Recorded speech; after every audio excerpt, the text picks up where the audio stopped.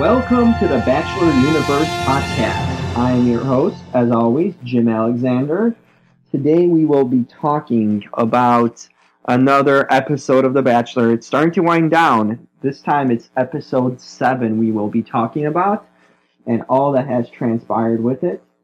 As always, you can reach me on Twitter at JimRKO.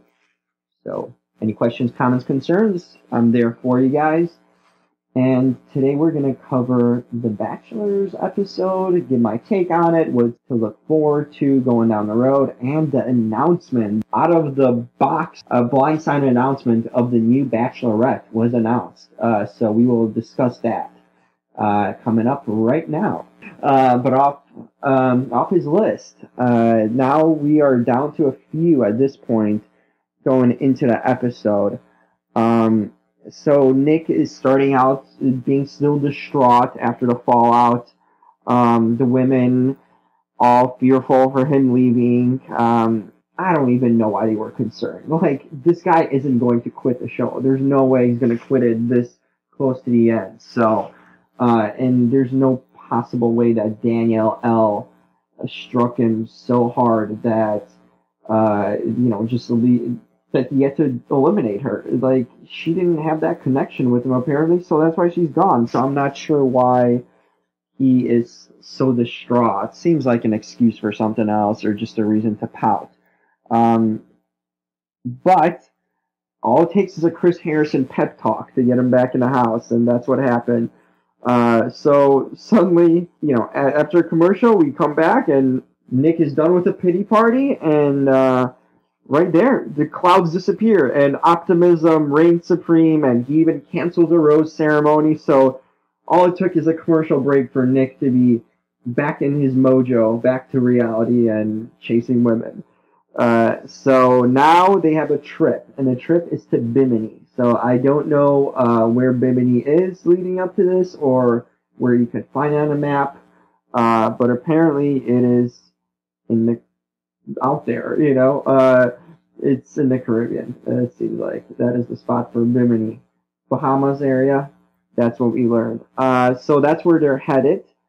Raven is incredibly impressed with this place, and this place looks like any place in South Florida, by the way, especially like the residential areas. But according to Raven, she thinks it's the most beautiful place she's ever been to. And I mean, when you come from Hoxie, then you probably do think that. So I'm guessing it was genuine. Just funny to kind of see her be so up and happy about it. So the first date card arrives, and Vanessa is going on a one-on-one with Nick. So Vanessa gets a date card. Obviously, Kareem's reaction was frustration, and the more important thing is that she was bloated. So she makes sure to let us know that. So that is quite the, impressive / important information to know. So on to the date. Vanessa and Nick go on a boat ride. They talk about feelings, of course, because that is something to talk about. So she finally tells him she's going to stick around with him, as if she was going to leave also. Come on. Those threats aren't legitimate. So Nick is elated with that, and they celebrate by jumping into the water and snorkeling. So that's the way you celebrate, right? When you confirm that you're sticking around. Apparently that's the way you do it on The Bachelor. So there you go. The group date, on the other hand, arrives, and that will be Corinne, Christina, and Raven. They are going on a group date. So that means that Danielle M. and Rachel will be going on solo dates. No more 2-on-1. So thankfully that's all done for these ladies. The dinner date, obviously, with Nick and Vanessa, it leads to more feelings talk. And Vanessa tells him that she's falling for him, and Nick doesn't confirm it. So there it goes. Vanessa's happy, coming out party of her affection for Nick is trumped right away. And not Trump as in Donald Trump. We're not going there. But yeah, so the air in her bubble has been popped. because Nick doesn't even acknowledge his love for her. So clearly Vanessa went out on a limb and somewhat backfired, I guess. But he's still into her. He's holding out. The reason he tells her he's not going to confirm this because he's holding out for a girl and to tell her that he loves her and he wants it to be special. So apparently Vanessa isn't special enough, right? Now, the group date. It is a shark diving adventure. They go swimming with sharks. So Christina naturally is freaked out about it. Probably the only rational, insane one, as she should be freaked out about it because you're going to swim with sharks, which can be ever a good thing, or a safe thing, much less. I mean, you would think Corinne isn't afraid. It seems like that she's not impressed or afraid of sharks. But Christina's really freaking out over the shark, but, like, girl, you've had a blonde shark next to you this entire time for all these 7 weeks. She was right there. She's a lot more dangerous to you than any shark in the water. And the blonde shark I'm talking about is Corinne. So Christina should have been used to this. So another observation I've made is when everyone comes out of the swim, out of the water, they're kind of hanging out, but Nick's hair looks awful. It is just brutal when it comes out of water. So this man, whoever sees him after a shower, wow, unless he like blow dries it or something, those curls, not legit. When he comes out of a shower, his hair looks like he has a toupee. And this was the case in this situation. It looked like he had a toupee. Very bad look for him. I was not impressed or jealous of him in any sense. Not good. So Corinne is fuming once again. Nothing new there, but she's feeling like she's on Christina's date. Because it's almost Nick is kind of catering to Christina. But does everyone forget that Raven's also on this date?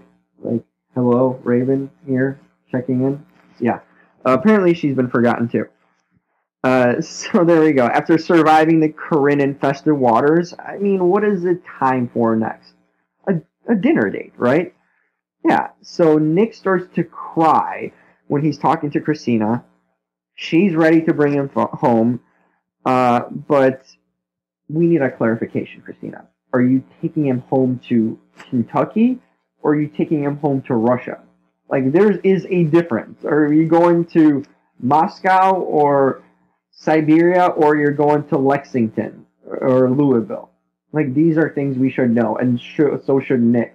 So that clarification was not made. Raven gets her time with Nick also, and she reveals some sad news that her father was diagnosed with lung cancer. But he is doing well, apparently, from what she made it sound. So that's a good thing, for sure. But it's also definitely a sad thing. Raven's had a lot going on to her with relationships and family issues. The girl's strong. Corinne, that's probably her name, actually, but Corinne's turn to chat with Nick, and of course she fills it with complaints about how she doesn't have enough time and she hasn't had a one-on-one with him, yet she's there at this point. So I don't know if she can complain too much. Nick, it's funny, his response was that this is the week that everyone gets nervous. Because he would know, obviously. Because I'm sure this was the week he would get nervous. I don't know how he, calculated that this specific week is the one to do that. But there it goes. So, who gets the important guaranteed hometown rose? Who is it out of this group date? Raven, the one that was forgotten on this yacht and this shark diving, and she gets the group date. So that was a bit surprising there. So Hoxie, here we come. We're going to Hoxie. Said no one in history ever. But I'm sure those words are never uttered. But they are going to Hoxie. Now, Christina and Corinne are bummed out, obviously. But Danielle.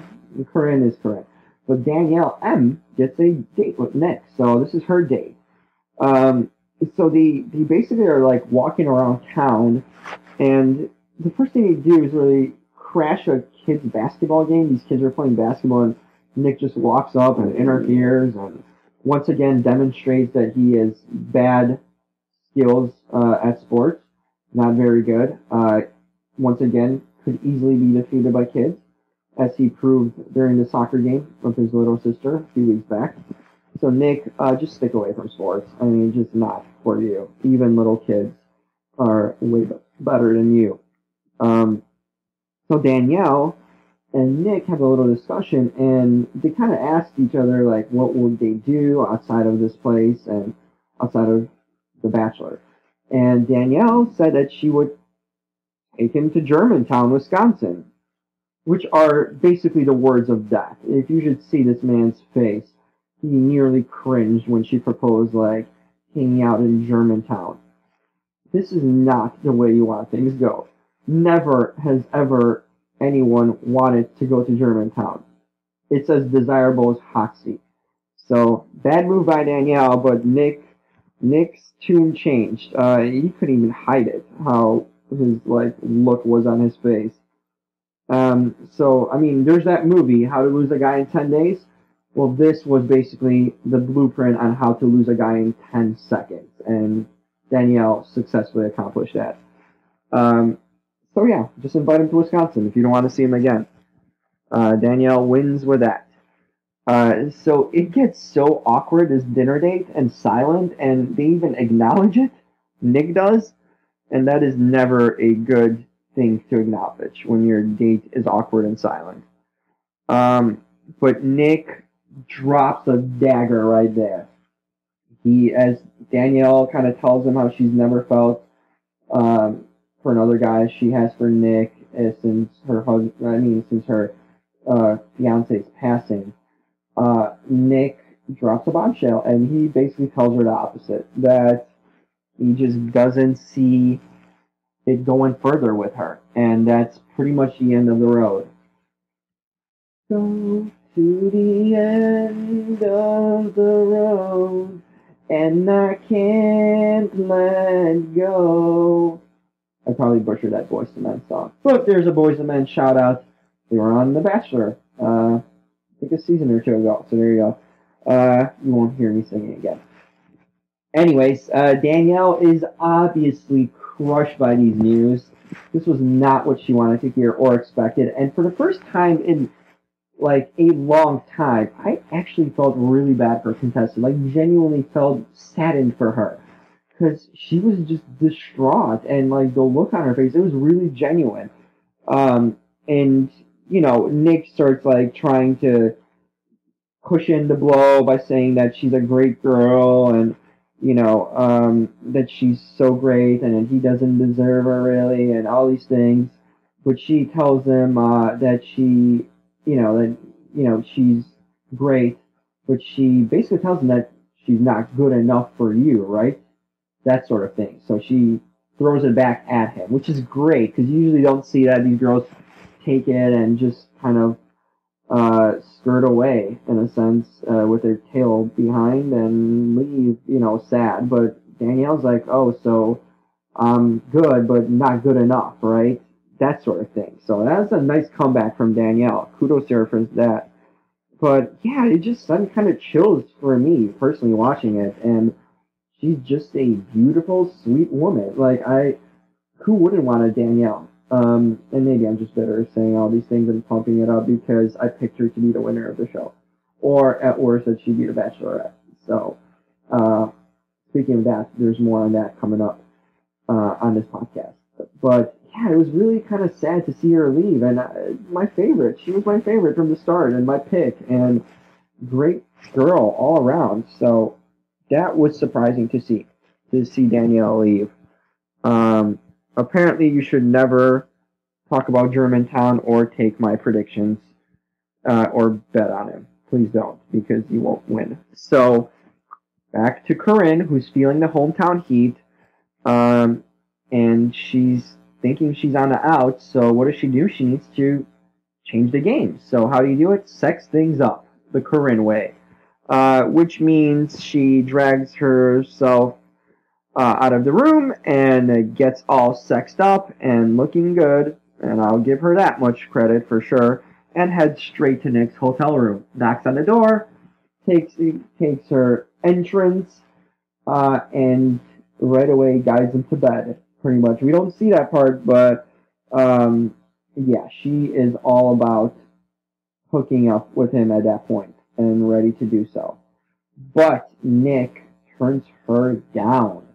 Yes, he just nationally embarrassed her, and on national television, he turns her down, and we don't get to witness a hookup. So, thanks, but no thanks, Nick? I don't know. So Corinne just does her. She doesn't take a walk of shame. She takes a shameful walk out of the room as she was turned down. Ouch. That didn't work out well. Now, on to the date. The final date is Rachel. And they just basically go to a cabana or some sort of local bar, and they just have beer. Like, they just have beers and just talk. Nick talks about her father, and how it would be like, he asked her about her father, not talks about, because he doesn't know anything about him, but he does know that he's a powerful judge that probably wouldn't like Nick. So Rachel tells him he would be the first white guy that would come around, because she's never brought a white guy around. She's dated guys, like, of different ethnicities and races, but she's never brought one to home. So Nick, the bullseye's on you, buddy. You need to really impress, because not only is he a judge, but she's going out on a limb to bring you around. So I wonder how that will turn out. It's just a really kind of plain date between these two. It was, in a way, refreshing that it was just so normal that it was really good, because they just talked and just did nothing, really, and just hung out and had some drinks. So, can't go wrong with that. So there's a rose ceremony on deck, but I don't personally believe it, because I've been conditioned to believe that they only happen in the first 10 minutes of the show now. Gone are the days of the end rose ceremonies at the end of the show. That is something I don't remember anymore. So Nick and Chris Harrison kind of talk about the impending rose ceremony. But what happened is that Nick said that he would rather break the news to the girls personally on who is going home. And there's only one, because the hometown dates are coming up, and one is going home. So who's that girl? Corinne didn't set herself up well. We know that that Raven isn't going anywhere, and that Vanessa is safe. So Corinne or Dina? That has to be the only choice at this point. So guess what? Nick goes over. They tease it as if he's going to Corinne. He bypasses her, and he goes straight for Christina and breaks the news to Christina that he isn't going to pick her, and that she's kind of gone at this point. Christina obviously takes it hard, and another gut-wrenching way for me to see these girls, two great girls. If I was on The Bachelor, if I was in Nick's position, there would be no question that Christina and Danielle M would be my final two. It'd be a tough debate which one I'd go with. Probably Christina. But those would be easily my final two. But Nick does not value good women and really sweet women, and women have gone through a lot, apparently. So he's sending Christina home, unfortunately. And it will be sad not to see Christina and Danielle M on the show again. Really enjoyed those two, and great women. Hopefully they'll be in Bachelor in Paradise. That'd be interesting, but they are gone as of this point and not coming back. So that means that our field is set for our hometowns, and that I did a horrible job of predicting that. Well, I still have Vanessa in running, but it will be Vanessa, Raven, Rachel, and Corinne in the final four, and that's what we will get on the next episode. So, it was a pretty good episode. I'd give this, if I give a rating, this is like a 9.5 of an episode. Really kind of dramatic and surprise eliminations. At least to me they were, with those two favorites going home. But, yeah, so that is, hometowns are already upon us. That was really quick how it just kind of happened. The hometowns usually, it takes a while, but this one just kind of came out of nowhere. I think it was due to the elimination, like where he had last week, where 6 women went at once. You know, you go from 12 to like 6, and then hometowns right away. So that was a big elimination that he had previously, recently too. So yeah, Nick cries a lot in this episode again, so that's what we take away from that. But as dramatic and good as this episode was, and as much as we found out about it, who's going home and who's staying, and the biggest thing to come out of it really has to be that the news of the new Bachelorette was leaked prior to the episode. Literally minutes before the episode was leaked all over social media and publications and online and Twitter, and you had Entertainment Tonight and U.S. Weekly, all the tabloids, and just all the news outlets were reporting that the new Bachelorette would be revealed later that night on Jimmy Kimmel. And we already knew, because the news leaked, that who it would be. And the Bachelorette is Rachel, who is still on the show. Not like they told you that it's like Christina or Danielle M. or someone that just gets eliminated this episode. They're giving away the girl that's still on the show and is going to hometown. So now, not only did we have to get used to the rose ceremonies being at the beginning of the show, but now apparently the new trend is name the show contestant, the Bachelor or Bachelorette, before they get eliminated from the show. Hence, spoiling the season. And this just happened. This is how Nick got to be the Bachelor, because they announced it while he was still going to potentially propose to Jen Bubich. And it's... Oh my gosh, like, that just happened. That was in Bachelor in Paradise that he was proposing to Jen Bubich, and they gave it away before the finale, and now they're giving it away before hometown. Now, we don't know how long Rachel lasts. Hopefully she just gets eliminated on the next episode at hometown.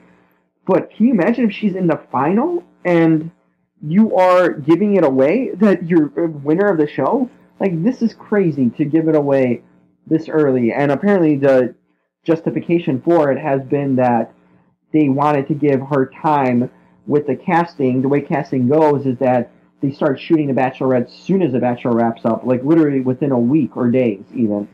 So they wanted to give more time for more guys to apply, or guys that would be interested in Rachel. So you can understand that aspect of it. But was this like really that much of a last minute call too, that they selected Rachel? Like, they must have kind of knew this, right? They must have asked her, and she must have been pondering this at least for a week or so in advance. And couldn't they just hold off literally another week unless she goes to the final? In that case, they'd have no time. So that is a curious way of kind of deciding to announce this. Obviously, not everyone's going to be pleased. You just want to know this at the end of the season, right? Or after a final rose, or one of those situations, not like when she's still on the show. It's just going to be awkward to watch, loses the drama, and I think the fans are kind of the losers in this situation. It's just going to be weird to watch her being on the show knowing that she's not going anywhere. So as if you're watching a replay of something you've already seen, or watching a game that you already know the score of. I mean, there still is some drama and intrigue because we don't know who eventually will be the winner. But we know one of them isn't, and that's going to be Rachel. As far as Rachel being the choice, obviously this is big news and kind of groundbreaking, since she would be the first African-American Bachelorette. Hasn't been done before. She will be the first one to do it. So that is big news in that franchise, who's been accused of and had a bad stigma about not having people of color or different ethnicities. They tried to slowly massage it with JoJo claiming that, that she is part Persian, which she is, but that's not really going on a limb. And Juan Pablo was the first really, he was the Latino Venezuelan one, but they kind of teetered the lines, kind of having people who were almost like tough to figure out in what what nationality or ethnicity they really were, especially if you looked at it based on looks. But now this is clear. Rachel is African American and she is a Bachelorette. So hopefully that will finally quench a lot of the criticism the show's had, and have someone of color, and it'll be interesting. It'll be interesting to see who applies. It's going to be some diversity definitely next season. It's going to be interesting no matter what. Whether they lose some viewers, which is they might have been concerned that, oh, we're going out on a limb having someone of color, which I don't think they should or would really. People are fans of the show, right? No matter who is the Bachelor or Bachelorette, doesn't matter where it's their background or skin color, right? People like the show for way it is, and they're going to still dramatize it and skew it the way they do and make it dramatic and make villains. But it's going to be a different, fresher look to see Rachel. And I think she was qualified for her position, obviously. She's successful. She seems smart and classy, too. There's no stigma behind her or any controversy behind her. She's what they would look at a Bachelorette, in a sense, where she's got a lot going for her. She's an attorney, and we've seen one, though, Andy, and that didn't end up turning out great in the long run. She kind of sold herself out in certain ways, how she just left her job and just kind of maybe went for it for the fame. But Rachel seems like she's got it all together, so she will be a catch, no doubt. Personally, if I was picking, I would have loved to have Christina or Danielle M. them go vie for this position, or even Vanessa. But I think she might be the winner now. But I think for me, it would be Christina or Danielle M., just based on their history and their backgrounds, and what these girls have been through. Plus, they're beautiful also, and so classy and nice, and definitely fitting to be bachelorettes. I mean, they would be my personal choices, but I have a bias towards them because I really like them. But obviously, Rachel is not a bad choice at all, and it's an interesting choice. So we shall see how she does as a bachelorette. So, and it will be interesting to see the next episode how her parents are like. We'll get to meet Pops and Mom, and the family to see how strict Dad is. Imagine getting that meeting later on the Bachelorette.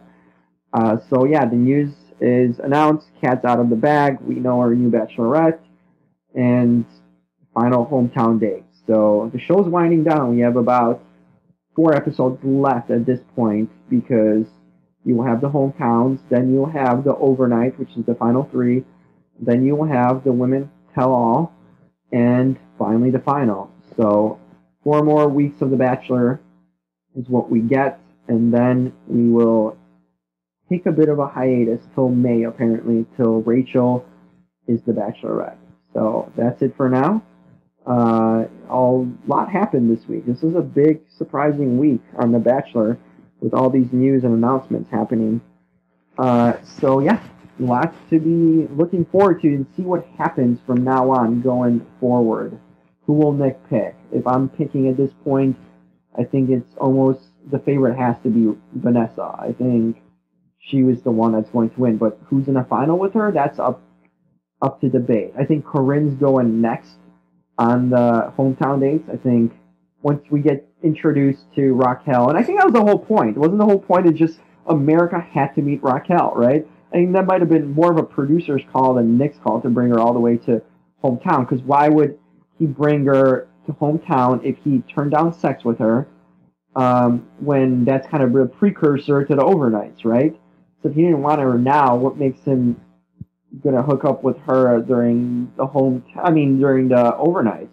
Unless that's more of a quote-unquote standard, classier way of going about it. But we don't know that. So what's going to happen is that Corinne probably is going to leave now, and it's going to come down to Rachel, Raven, and Vanessa, and then we'll go with the further predictions down the road. Let's take it to just hometown and see how that plays out for now. But for now, that is it for today's podcast. Thanks for joining and listening. You can hopefully you're checking us out on Stitcher or iTunes or a variety of other ways you can get this podcast. You just go into Google and type in Bachelor Universe, and you should be directed to this and have a easy way of finding to reach it. So tell your friends, family, and everyone else that you know is a Bachelor fan to check this out.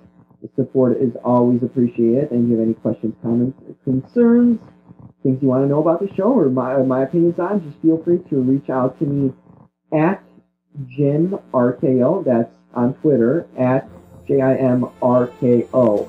And I'll love to interact with you guys as I always do on Monday nights, especially when I do my live tweeting during the Bachelor and afterwards. So yeah, also definitely follow my blog at bacheloruniverse.wordpress.com. Or also you might find it on Google search. So thanks for all the support, and we will check things out next week on what happens on The Bachelor.